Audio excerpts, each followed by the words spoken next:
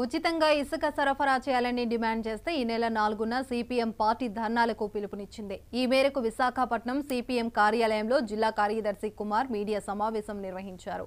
ఇసుక అందుబాటులో లేకపోవడంతో వేలాది మంది కార్మికులకు ఉపాధి లేకుండా పోయిందని, భవన నిర్మాణం రంగం పూర్తిగా కుదులైందని అన్నారు.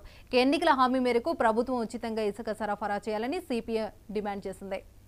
ఇసుక లభిస్తుందని చెప్పి చాలామంది భవన నిర్మాణ రంగంలో పనిచేస్తున్న కార్మికులు కానీ, ఇల్లు కట్టుకునే గృహ యజమానులు కానీ ఆశతో ఎదురు చూస్తున్నారు. ఉచిత ఇసుక మాట పక్కన పెడితే ఈ రోజున ఇసుక దొరక్క భవన నిర్మాణ కార్మికులు మన జిల్లాలో 50,000 మంది పనులు కోల్పోతున్న పరిస్థితి కనబడుతుంది. ఈ రోజున ఇసుక ధర అమాంతం పెరిగిపోయింది. టన్ను 1,070 రూపాయలకు సరఫరా చేస్తున్నామని చెప్పేసి అన్నారు మార్కెట్ రేట్ ప్రకారం. కానీ ఈరోజు ఇసుక 2,000 రూపాయలు 3,000 రూపాయలు పెట్టినా టన్ను దొరకలేని పరిస్థితి అనేది కనబడుతుంది.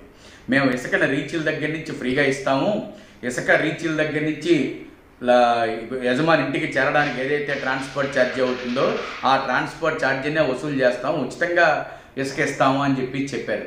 కానీ ఉచిత ఇసుక అనేది ఎక్కడా లేదు, గాలిలో మాటల కింద మాత్రమే ఉంది.